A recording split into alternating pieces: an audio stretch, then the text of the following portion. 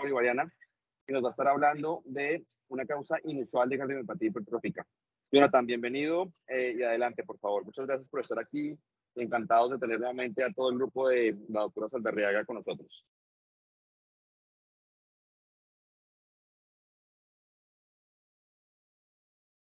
Si quiere puede compartir pantalla. Claro que sí, ya va a empezar a compartir. Muchísimas gracias por la invitación y muy contentos de estar de nuevo aquí con ustedes.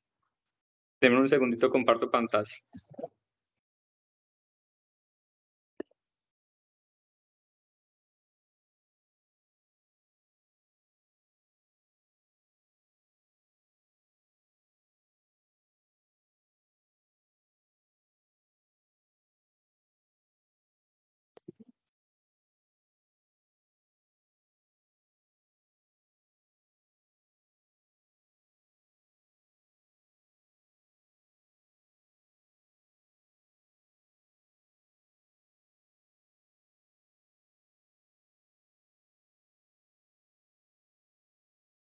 Muy bien, ¿me confirman por favor si se ve bien? Sí, doctor. Listo. Bueno, un gusto. Yo soy Jonathan Cardonave, soy fellow de segundo año del programa de cardiología de la Universidad Pontificia Bolivariana y la Clínica Cardiovit. Hoy vamos a presentarles este caso, una causa inusual de cardiomiopatía hipertrófica lleva por nombre. Y bueno, vamos a empezar. Esto se trata de una mujer de aquí de la ciudad de Medellín, de 60 años, que como antecedente patológico tenía una distrofia muscular que venía de manejo por neurología, diagnosticada a los 8 años de edad, confirmada por biopsia y que esencialmente le ocasionaba debilidad proximal en los músculos de los miembros inferiores. Como antecedentes alérgicos no tenía ninguno, quirúrgicos una cirugía de cadera izquierda hace 8 años, tabaquismo activo de 5 cigarrillos al día aproximadamente, no tomaba medicamentos ni tenía otros antecedentes relevantes. La primera vez que se conoció del caso de esta paciente fue en el 2020 y era completamente asintomática desde el punto de vista cardiovascular. El examen físico tomado de la historia clínica de la paciente extrainstitucional revelaba que tenía una presión de 124/76 milímetros de mercurio, una frecuencia cardíaca de 74 latidos por minuto, una respiratoria de 20, saturando en metas a aire ambiente y no había ninguna otra anormalidad relevante al examen físico. Esta paciente tenía de la misma fecha un Holter de 24 horas que reportaba un ritmo sinusal con adecuada conducción auriculoventricular y un promedio de frecuencia cardíaca de 74 latidos por minuto, con ocasionales latidos auriculares prematuros, sin ninguna otra anormalidad relevante. Y presentaba esta primera ecocardio transtorácica, que fue el motivo de las demás investigaciones y de los demás enfoques que se hizo con la señora. Entonces, esta ecocardiografía que fue extrainstitucional y que fue el 2020, mostraba que tenía un ventrículo izquierdo no dilatado con una hipertrofia concéntrica severa, que inclusive comprometía los músculos papilares con una masa indexada de 137 gramos por metro de superficie corporal. La función sistólica y la contractilidad estaban preservadas, la FEBI estaba estimada en el 65% por Simpson biplano, un trastorno de la relajación que no describen cuál. El ventrículo derecho no estaba dilatado, pero también tenía hipertrofia de la pared libre, con una función sistólica preservada por TAPSE y por velocidad del anillo tricuspidio. Y eran como los hallazgos más relevantes de toda la ecocardiografía. Como conclusiones les decían que tenía una hipertrofia concéntrica severa del ventrículo izquierdo, que comprometía los músculos papilares, pero que la contractilidad segmentaria y la función sistólica estaban completamente preservadas por una moderada dilatación de la aurícula izquierda. Se sugería complementar el estudio con una resonancia cardíaca para estudiar la cardiomiopatía hipertrófica posible. Entonces fueron como los hallazgos relevantes que ya mencionamos con relación a la ecocardio transtorácica. Y el médico que la vio de atención primaria con estos hallazgos le inició en alapril 5 miligramos cada 12 horas y le solicitó, por supuesto, una resonancia magnética contrastada para terminar de caracterizar qué era lo que sucedía con este ventrículo y con este corazón. Finalmente, entonces, en esta misma fecha, en este mismo año, en el 2020, le hicieron una resonancia magnética contrastada cardíaca. Que vemos pues como la proyección coronal, ya les voy a explicar parte por parte qué fue lo que se demostró. Entonces empezamos a ver aquí en esa secuencia en cine apical que llamativamente lo que más se puede evidenciar de forma macroscópica es la hipertrofia que tiene este corazón, que es una hipertrofia concéntrica y que inclusive compromete los músculos papilares, como podemos ver aquí. Aquí estamos a nivel basal y aquí en esta segunda proyección, que también es una secuencia en cine en eje corto, vemos que estamos a nivel de los músculos papilares, estamos en los segmentos medios del corazón. Eso es llamativo, la hipertrofia que tiene, que es una hipertrofia con un espesor en diástole parietal de 19 milímetros.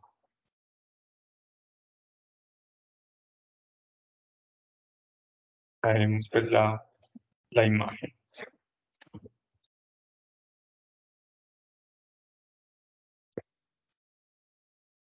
Aquí vemos en el eje largo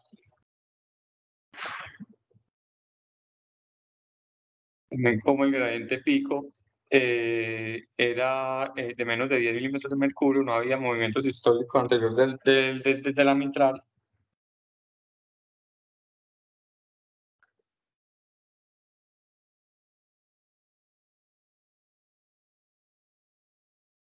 La secuencia de perfusión que era completamente normal. Esta secuencia de perfusión en reposo, obviamente no se hizo con estrés porque no era el propósito ni era la intención de la resonancia cardíaca. Perdón, se me salió.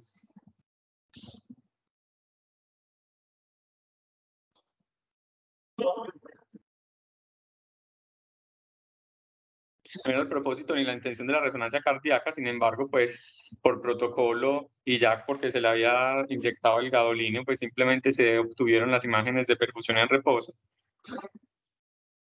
que son estas que vemos acá, que esencialmente se distribuye primero el gadolinio en el ventrículo derecho, luego vemos que pasa el ventrículo izquierdo y no muestra ningún trastorno de la perfusión en reposo. Cuando ya vamos al realce tardío con gadolinio, ya empezamos a ver ciertas particularidades importantes con esta resonancia, y es que vemos que hay compromiso del realce que no tiene una distribución coronariana, como vemos en esta imagen, y una cosa muy llamativa es que se encuentra sobre todo en los sitios donde no predomina la hipertrofia. Miren que la hipertrofia de esta paciente era principalmente anteroseptal, es una hipertrofia anteroseptal predominantemente. Sin embargo, las zonas de realce tardío se hacen y se manifiestan y se acentúan en las zonas donde no hay una hipertrofia tan marcada, como en la pared lateral del ventrículo. Ahí vemos pues bien delimitadas las zonas del realce tardío, que fue lo primero que llamó la atención y que respetaba de alguna manera el septum interventricular. Otra de las cosas que llamaba la atención era la presencia de hipertrabeculaciones en ese ventrículo, en el ventrículo izquierdo. Quizás en otras imágenes se ve mejor, pero sí en todas las secuencias en cine se lograba identificar que estaba trabeculado ese ventrículo izquierdo, sobre todo en su porción apical. Era de llamar la atención que a medida que se obtenían imágenes más hacia la porción apical, es decir, de los segmentos basales al segmento apical, la cantidad y las dimensiones de la fibrosis miocárdica era cada vez más acentuada. Con esas características entonces que les he mencionado, La lectura de la resonancia se hizo de la siguiente manera.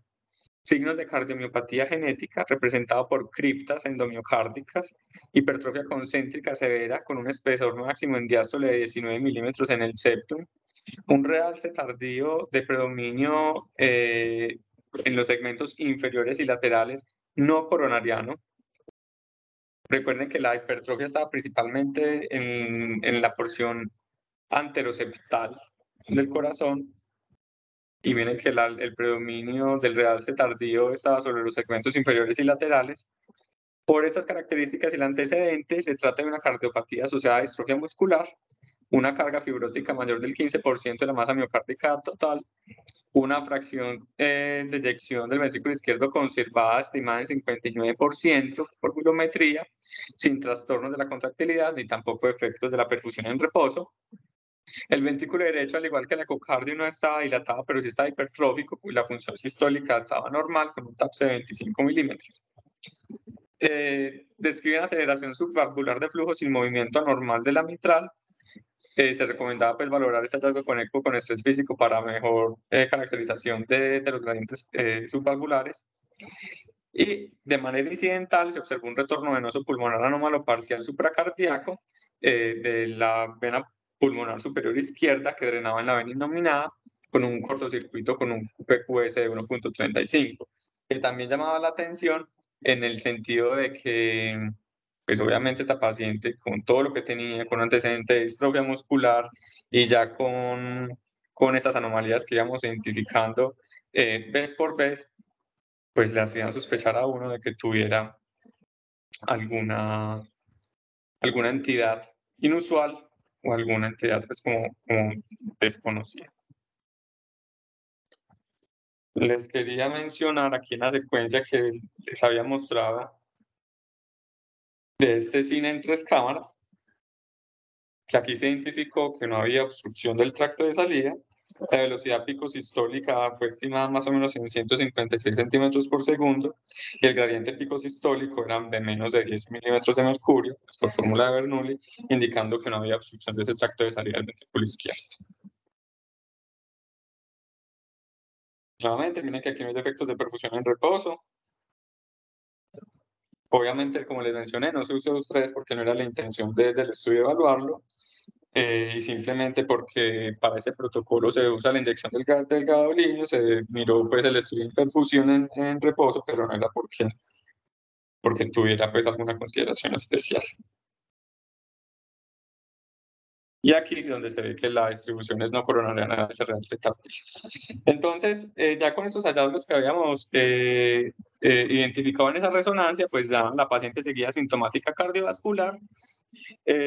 No hubo cambios de medicamentos hasta el 2022, seguía con el enalapril 5 miligramos cada 12 horas y se le pidió una resonancia magnética de control. De hecho, esta paciente no la vio cardiología sino hasta el 2022.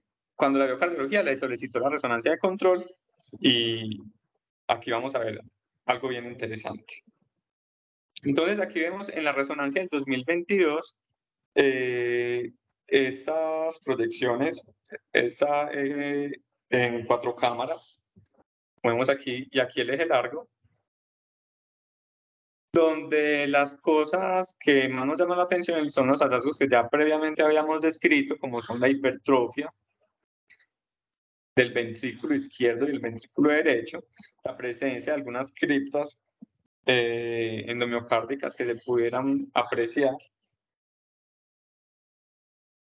Y aquí mismo en el eje largo, donde nuevamente la estimación de la velocidad pico sistólica y el gradiente pico sistólico daban de menos de 10 milímetros de mercurio, tampoco había obstrucción del tracto de salida. Aquí vemos en estas secuencias en cine corto, en el segmento basal, que es este primero que les estoy representando, y en el segmento medio, que es este segundo, características muy similares. Miren que predomina la hipertrofia en todos estos segmentos. Miren aquí los músculos papilares como están hipertróficos.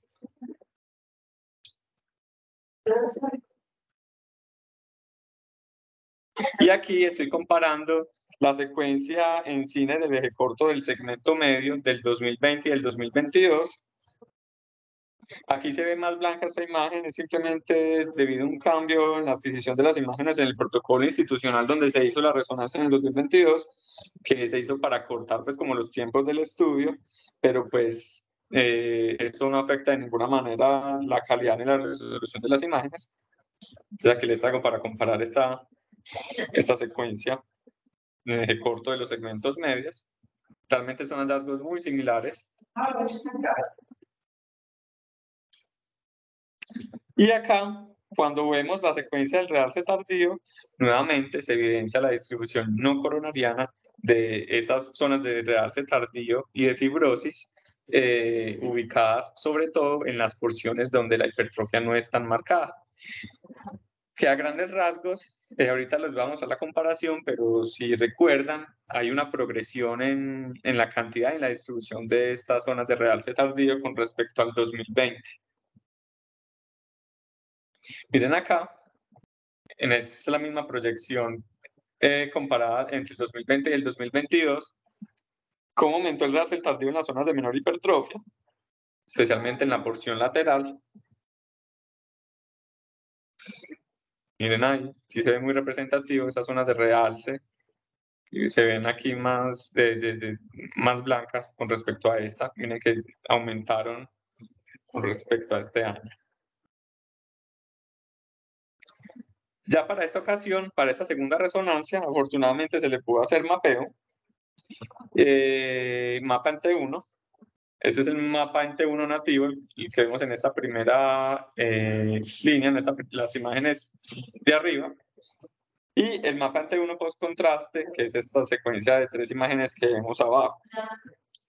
Usualmente, con el mapeo en T1, pues nosotros podemos establecer unos tiempos que en el músculo normal van de 980 a 1020 milisegundos, y dependiendo de eso, pues uno puede inferir ciertas cosas. Es decir, si está de menos de 980 milisegundos, se puede sugerir infiltración por hierro o grasa, por ejemplo, en el Fabry. Si está mayor de 1020, usualmente es líquido, o sea, por ejemplo, edema en miocarditis. Y si está mayor de 1200, usualmente infiltración por amiloide. Aquí vemos el mapa post-contraste. El mapa post-contraste per se no arroja pues como información relevante.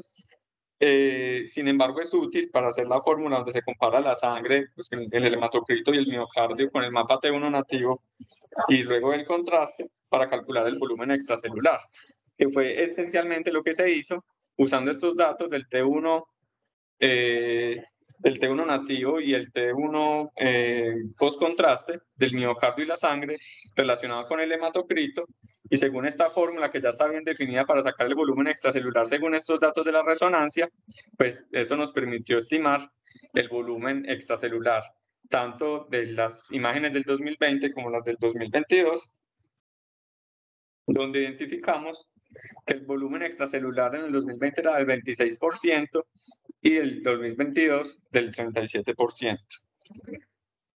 Esas zonas de esa medición. Perdóname, lo interrumpo. ¿Aló? Jonathan, perdóname, lo Sí. interrumpo. Sí, es Héctor. No, es que hay varias cosas interesantes. Creo que la diferencia entre una resonancia y la otra, como usted mencionaba, era que una resonancia, el cine fue hecho en la primera sin contraste y la otra con contraste.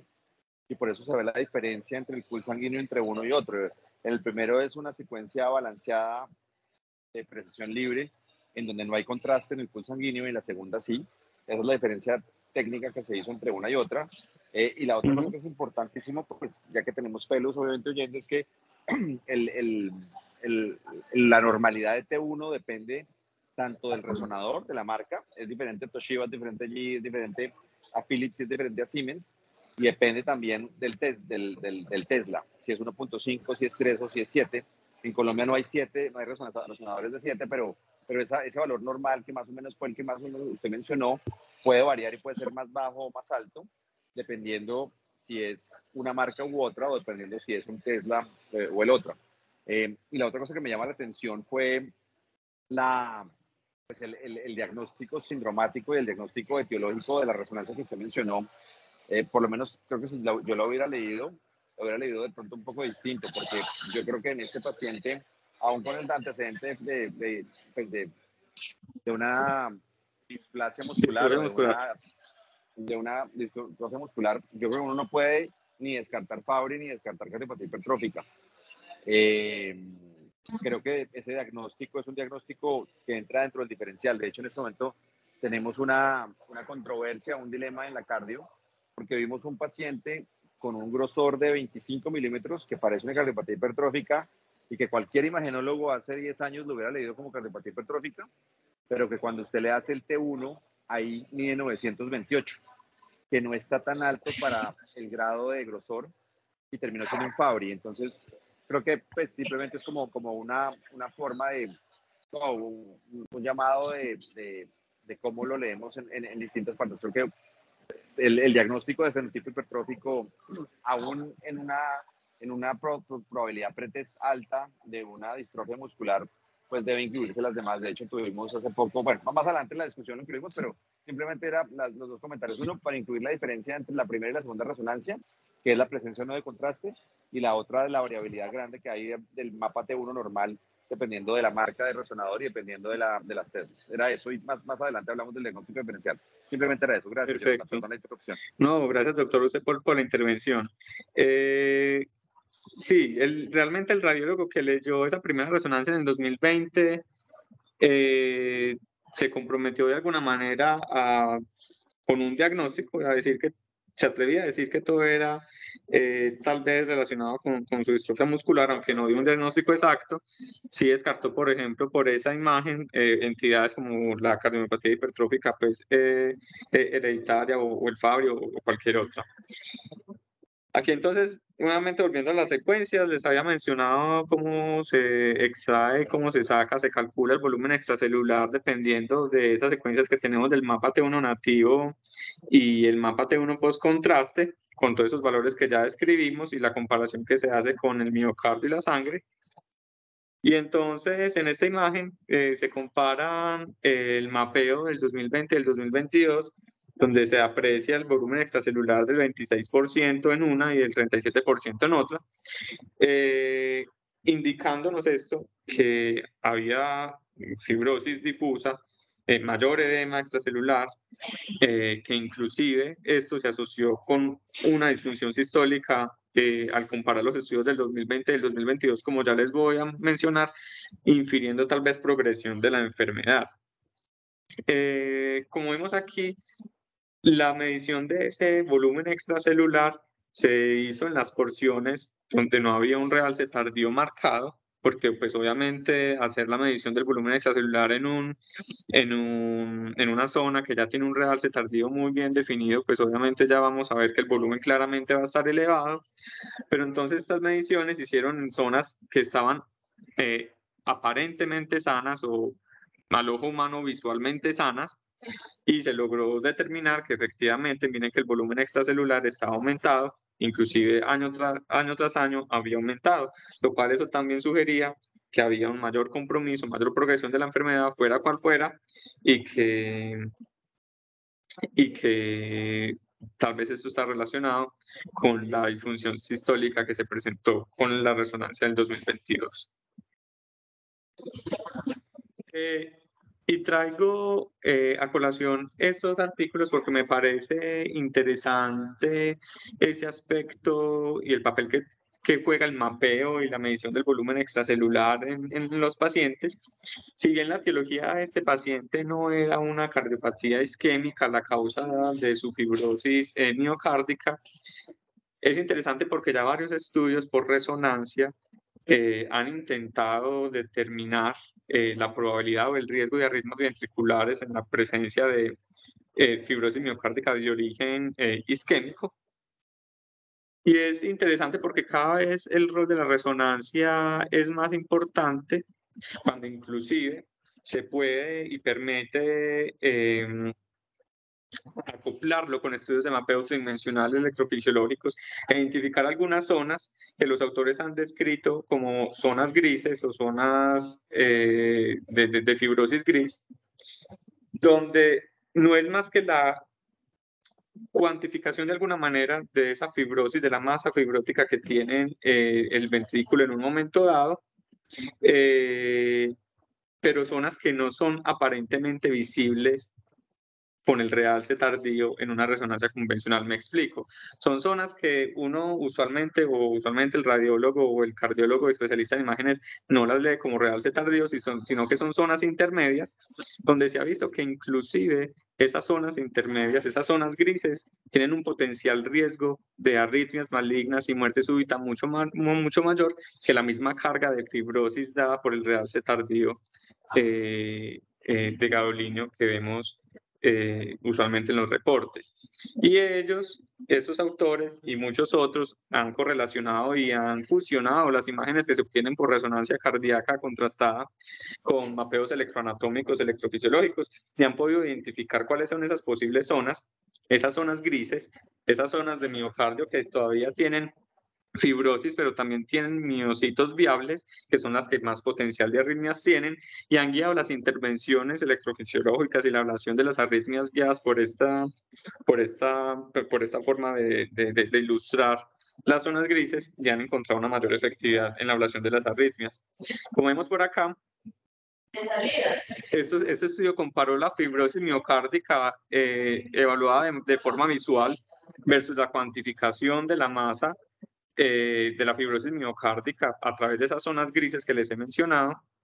Y miren que cuando se trata de muerte cardíaca súbita o arritmias ventriculares, cuando nos basamos solo en la fracción de eyección del ventrículo izquierdo, si es mayor del 35 es bajo riesgo, si es menor del 35 es alto riesgo, pero cuando lo hacemos guiado por la magnitud, por la presencia de esa cuantificación de la fibrosis miocárdica, por las zonas grises y por estas otras técnicas de fusión de imágenes, vemos que es posible estratificar más al paciente y que inclusive cuando el paciente no tiene esas áreas de fibrosis miocárdica visibles, nos permite estimar un riesgo menor con mayor probabilidad, pero cuando vemos que las zonas de fibrosis visualmente visibles por los estudios que les he mencionado están presentes, uno la puede caracterizar dependiendo si es alto o alto riesgo según la carga que tiene de la masa de fibrosis, y caracterizar mejor a los pacientes en un riesgo alto o en un riesgo mediano. Miren acá como en este estudio permitieron a través de la adquisición de las imágenes y fusión de los estudios por resonancia y mapeo electrofisiológico, cómo identificaron esas posibles zonas. Miren acá las zonas del core, que es la zona totalmente fibrótica del tejido miocárdico que aparece en zona roja. Esas zonas son las zonas que ya definitivamente, por decirlo de alguna manera, ya están muertas y ahí no hay miocitos viables de ninguna manera. Y las zonas del borde o la zona limítrofe que están en verde. Y otra cosa muy importante que permiten establecer a través de estas imágenes son los canales de la zona limítrofe o la zona del borde, que son esas líneas blancas que vemos aquí en este estudio de imagen. Con todas estas nuevas técnicas y con todas esas ayudas diagnósticas, lo que quería mencionarles es que gracias a las imágenes, hoy día podemos hacer una certificación mucho más fidedigna de los pacientes y el riesgo que tienen de sufrir alguna muerte súbita o alguna arritmia cardíaca. Y miren que dependiendo de la masa o de la proporción de fibrosis que se identifique por estas técnicas, aquí en este caso, si es mayor o igual de 5.15 gramos, miren la diferencia que hay, que es estadísticamente significativa con el desarrollo o con la supervivencia libre de eventos de arritmias ventriculares. Esto es un caso que nos ponen pues, ilustrativo, en el que se miran las diferencias de la fibrosis que hay en un caso, que es esta imagen en verde, y un caso, perdón, que es esta imagen en rojo, y el control, que es esta imagen en azul, y donde nos pintan en este código de colores esas cosas que les he mencionado. Entonces, en rojo está el core, que es esta zona que ya está completamente fibrótica. En verde está la zona gris. Y el miocardio, que es normal, está representado por el miocardio que está en color morado. Esos son dos casos de pacientes diferentes, de pacientes con cardiopatía isquémica que tenían una fracción de eyección muy similar, Sin embargo, cuando se hizo la comparación de estos pacientes, cuando se hizo la cuantificación por esta técnica de la masa, de la masa de la zona gris, de la masa de estas líneas blancas que vemos aquí, que les había mencionado previamente, tiene que este paciente control, a pesar de haber tenido una cardiopatía isquémica, de tener una fracción de eyección similar al paciente de este caso, este paciente, que aparentemente sería muy similar y por estudios de resonancia convencionales sería muy similares, por solo presentar esta carga y esta masa de la zona gris mucho mayor, presentaba más riesgo de arritmias ventriculares y de hecho requirió una ablación de una arritmia ventricular monomórfica. Entonces, la resonancia del 2022 lo que concluyó fue lo siguiente: cardiopatía de fenotipo hipertrófica, simétrica, con disfunción sistólica moderada, ya la FEBI estaba en 43%, con focos de fibrosis con patrón no isquémico, predominantemente en la pared lateral con respecto al septum en la región basal, una carga fibrótica del 15 al 20%, que obviamente había progresado, elevación marcada del volumen extracelular del 65%, no se observó aceleración del flujo en el tracto de salida ni SAM, y dice el radiólogo que lo anterior en el contexto del paciente es concordante con una cardiopatía infiltrativa secundaria, enfermedad de Danon, y que al comparar con el estudio previo se observa deterioro de la función sistólica del ventrículo izquierdo, con aumento marcado del grosor de la pared y estabilidad de la carga fibrótica, en que el grosor máximo actual era de 30 y el previo era del 19 en el septum apical. El ventrículo derecho seguía no dilatado, pero también estaba hipertrófico, con un grosor de la pared libre de 12 milímetros y una función sistólica normal, las aurículas no dilatadas, y nuevamente se describía el retorno venoso pulmonar anómalo que ya se había descrito en el estudio inicial. Con este informe, que fue pues como tan contundente, el paciente se le hizo estudio genético, claramente también se le descartó el Fabry, pero también con la consideración del síndrome de Danon se le hizo el estudio genético para el mismo y se identificó que tenía una mutación del gen LAMP2 en el exón 7, que es digamos que el gen más implicado en este síndrome, y dio pues, positivo para la enfermedad con una lesión del aminoácido P de lisina 297, que es lo que vemos aquí en esta prueba molecular. Con esta imagen y con estas ayudas diagnósticas, digamos que se hizo el diagnóstico de la enfermedad de Danon. Es de aclarar que este paciente no presentó sintomatología cardiovascular, la paciente estaba completamente asintomática desde ese punto de vista. De alguna manera se llegó al diagnóstico de la cardiomiopatía hipertrófica, fue por un hallazgo incidental, alguna vez le hicieron una ecocardiografía y lo vieron y de ahí partieron todos los demás estudios, pero clínicamente esta paciente nunca estuvo hospitalizada por algún motivo cardiovascular.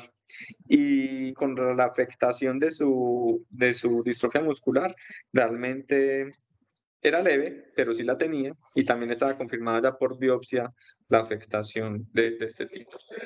La enfermedad de Danon, entonces, es una enfermedad genética rara del músculo cardíaco, de los músculos esqueléticos y que cursan con discapacidad intelectual. Consiste en un trastorno del almacenamiento del lisosoma, un defecto en la membrana lisosomal, por mutaciones en el gen de la proteína asociada a la membrana lisosomal 2, que es el LAMP2, que fue el gen del estudio genético de esta paciente. Es autosómica dominante ligada al cromosoma X, y los hombres usualmente tienen una afectación más grave y más temprana con respecto a las mujeres. Electrocardiográficamente, una de las características más importantes de este tipo de pacientes es la presencia de síndromes de preexcitación o Wolff-Parkinson-White.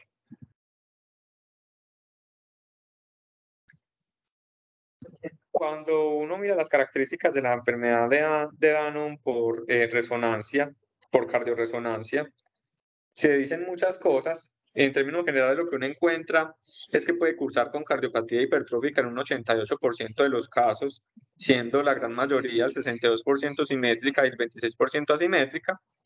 El 5% cursan con cardiomiopatía dilatada y el 7% pueden simplemente no tener hallazgos en la resonancia magnética cardíaca.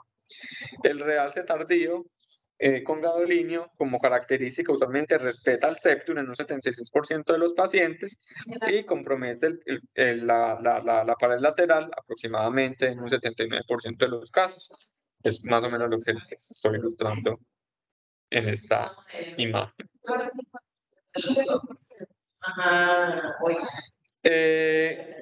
Como el diagnóstico de este paciente se hizo fue esencialmente de forma imagenológica, o bueno, no el diagnóstico porque el diagnóstico lo confirmó fue el estudio genético, pero sí la aproximación más importante se hizo a través de la resonancia.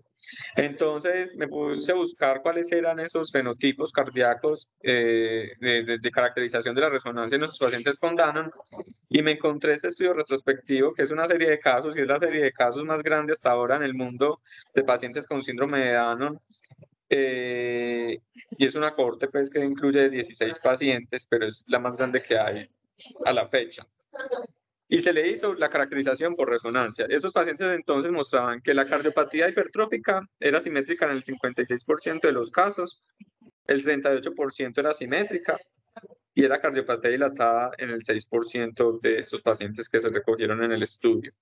Con relación al realce tardío por resonancia, respetaban el septum basal y medio ventricular en el 88%, había compromiso apical en el 100% de estos pacientes, la pared lateral se comprometía en el 94% y había en general un compromiso subendocárdico extenso en el 87% de todos estos pacientes que se describieron en esta cohorte con Danon. Aprovechando pues que el estudio caracterizó a los pacientes desde el punto de vista de las características sociodemográficas y clínicas, miren acá cómo la mayor proporción de pacientes, 13 de los 16 eran hombres, la mujer siempre se lleva una menor proporción porque es una enfermedad ligada al X, y el promedio de edad variaba dependiendo si era hombre o mujer. Miren que en los hombres el promedio de edad era de 19 y en la mujer de 42 años, lo cual es lo escrito pues en la literatura, que el hombre lo desarrolla de una forma más temprana y usualmente más grave.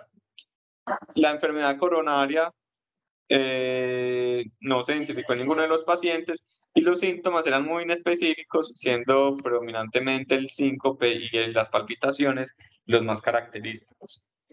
Se encontró un patrón de preexcitación en el electrocardiograma en el 81% de esos pacientes y otras anormalidades en el 56%. Y otro tipo de manifestaciones que tenían predominaban la discapacidad cognitiva e intelectual en el 25% y la debilidad de miembros inferiores en el 13% y la retinopatía en el 6%, o sea, solo un paciente de esos 16. Otros datos de laboratorio que tenían, pues aquí claramente vemos como las enzimas hepáticas y el ProBNP también estaban elevados. Con relación a las características por imágenes de la resonancia de estos pacientes, esto fue lo que ellos identificaron.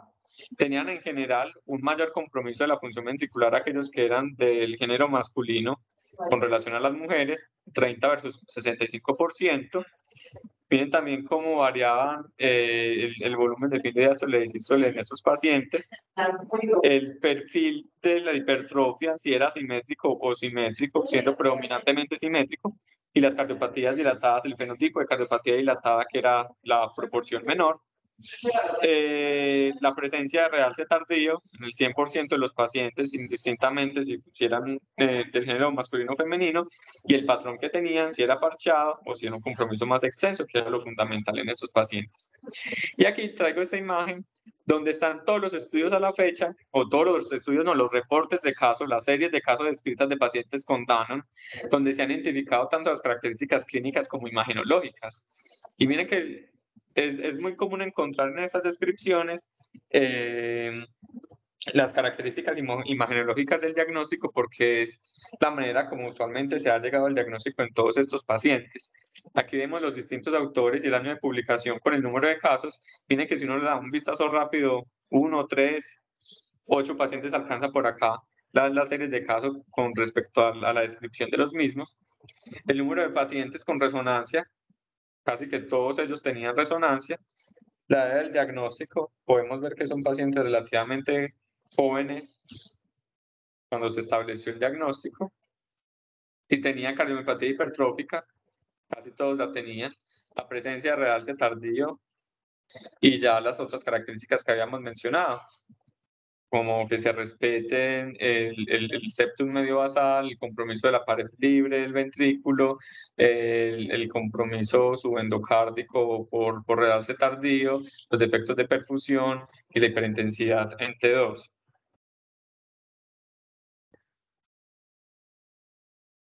Miren acá, esto es la continuación de los estudios, donde el reporte del número de casos sigue siendo muy pequeño, y nuevamente las características, casi todos tenían estudios por resonancia, y las características previamente descritas eran esencialmente las mismas. Miren acá, cardiomiopatía hipertrófica, presencia de realce tardío con gadolinium y la distribución que tenían según pues, el distinto compromiso de las distintas porciones. Y por último, el estudio de esos autores, que incluía 16 pacientes, que en términos generales se comportó de una manera muy similar a todas las descripciones de caso que ya se tenían con relación a este síndrome genético. Aquí tengo varios ejemplos de descripciones de caso que hemos encontrado pues, en la literatura de este tipo de pacientes para que veamos cuáles son las características por resonancia que predominan pues, de una manera mucho más clara. Este, por ejemplo, es el caso de un hombre de 15 años. Recuerden que los hombres usualmente se diagnostican de manera más temprana, con insuficiencia cardíaca progresiva y un ecocardio que mostraba miocardiopatía hipertrófica.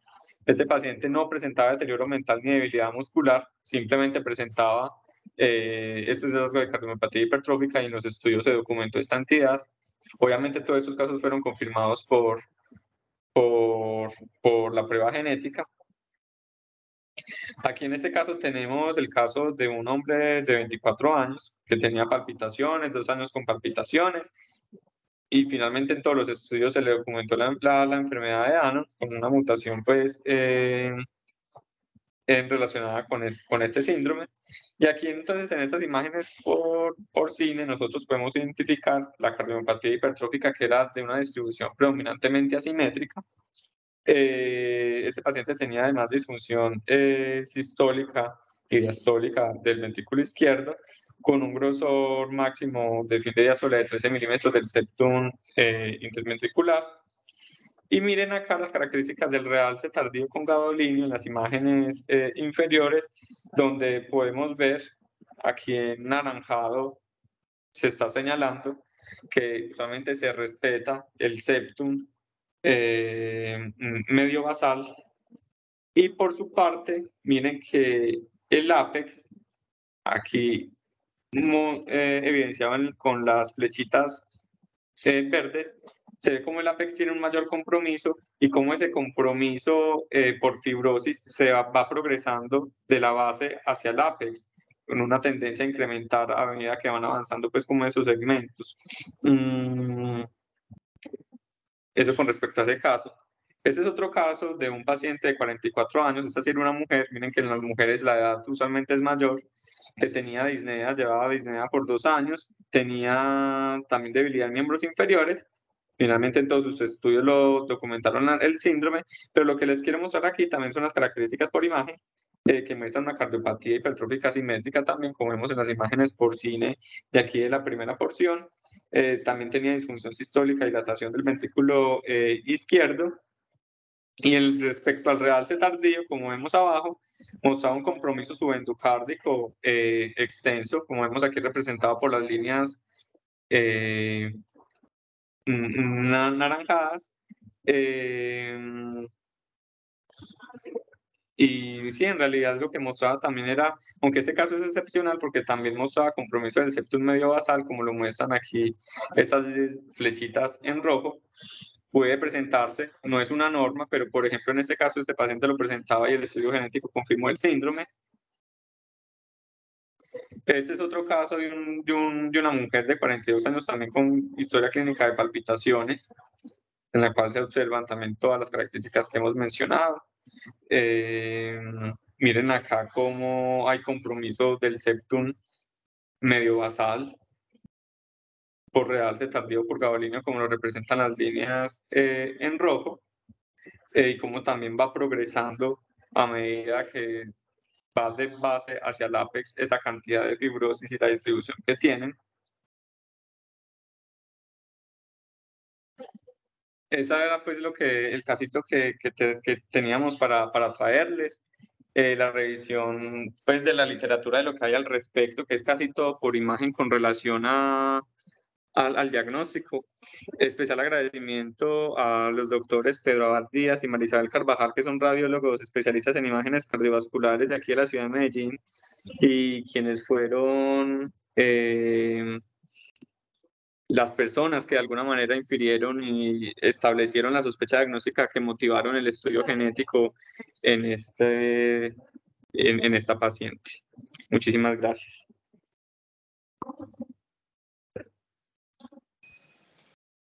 Bueno, no, muchísimas gracias por la presentación. Muy, muy lindo el caso. Además, es una patología bien, bien rara. Si hay alguna pregunta de las personas que están viendo la presentación, si quieren hacerla levantando la mano, tomando la palabra, o simplemente poniendo una pregunta en el chat. Yo tengo un par de preguntas, pero adelante alguien si quiere participar, por favor.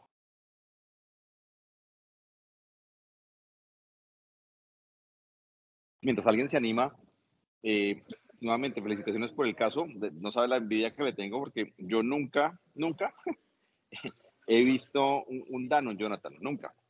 Siempre como que me los he soñado y todo, pero le quería preguntar si ese paciente tuvo un eco ahí en el laboratorio de cardiovida o algo, porque tienen una distribución muy particular en cuanto a strain. ¿Alguna vez le hicieron un eco? Doctor, no, lamentablemente este paciente, como le digo, es que cardio lo tuvo muy poco porque todo ese seguimiento se hacía por el médico internista porque era asintomático cardiovascular, o sea, esa paciente no le dolía absolutamente nada, ni palpitaciones, ni mareo, absolutamente nada. Entonces nosotros nunca tuvimos la oportunidad de tenerlo en la clínica. Entonces los estudios de imagen que tienen son todos de afuera, no tenemos ecocardio tampoco institucional. ¿Algún fellow que sepa cómo se vería o cómo predecerían que fuera el eco strain de este paciente en particular? Particularmente los fellows de la cardio, si están por ahí. Oh, Jonathan, si usted sabe. Pues realmente lo que está descrito, la gran cantidad de aportes que se hacen al diagnóstico son por la distribución que tienen en resonancia. Con respecto al estrés longitudinal, no encontré yo que hubiera algo característico fundamental o patognomónico con relación a este síndrome. Se asemeja mucho a la amilomatosis cardíaca. Exactamente. Creo que usted lo mencionó exactamente, Diego.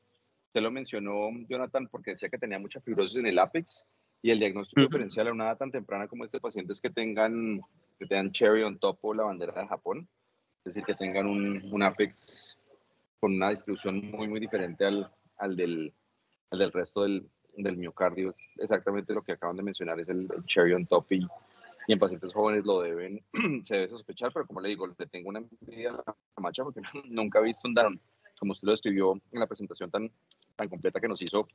Es raro verlos. Las cohortes no tienen más de 2 dígitos, pero bueno, ese sería el diagnóstico diferencial. La otra cosa que tal vez quería adicionar, no veo preguntas en el chat, es que realmente no es una cardiopatía hipertrófica, es un fenotipo hipertrófico. Entonces, el fenotipo hipertrófico es cualquier cosa que sea más gruesa de 15 milímetros. Patricia Felica, la jefe del laboratorio de eco de la Clínica Mayo, que nos visitó hace 4 años, nos mostraba una foto muy bonita, muy interesante, donde salían 2 mujeres, una mujer afroamericana levantando pesas, que pesa 60 kilos y mide unos 60, y es súper musculosa, súper fuerte, bueno, en fin. Y al lado, otra mujer que es una blanca, que pesa lo mismo, la misma talla, pero es completamente frágil, etcétera. A pesar de que los fenotipos son muy parecidos, pues son 2 personas muy distintas y lo mismo pasa con estos pacientes. Entonces, un Danon era lo que les mencionaba yo cuando hacía el comentario sobre el fenotipo hipertrófico. Ese Danon puede ser un Fabry o puede ser una amiloidosis temprana, que es muy rara, o puede ser una cardiopatía hipertrófica o puede ser un Fabry. Puede ser cualquier cosa, es un diagnóstico más sindromático. La descripción que hacen en la Clínica Mayo de de las de este tipo de patologías o ese tipo de fenocopias es aumento en el grosor telestólico que llega hasta tanto, tal y como usted la descripción, y los diagnósticos diferenciales son tantos. Steve Bowman, que nos dio unos grand rounds hace un poquito en la cardio, mencionaba que absolutamente a todos los pacientes con una fenocopia como la que usted acaba de describir, les hacen alfa-galactosidasa para Fabry y les hacen un trabajo diagnóstico de una electroforesis de proteínas, descartando las dos fenocopias relativamente más frecuentes, pero no simplemente era como para el nombre de la patología, no de la patología, del síndrome, que para otra cosa, pero pues nada, como le digo, súper lindo el caso y le tengo una envidia muy grande porque yo nunca he visto un Danon y usted que espero ya lo vio, así que toda la envidia del mundo y felicitaciones por presentar un caso tan bonito. Muchas gracias. Gracias a ustedes y a usted, doctor, por los comentarios tan valiosos y tan importantes. Bueno, no veo más comentarios o preguntas, pero pues nada, siempre aprendiendo mucho de nuestros colegas en todos los diferentes fellowships del país. A usted y al grupo de CardioVid, como siempre, muchísimas gracias. Saludos allá a todos los profesores.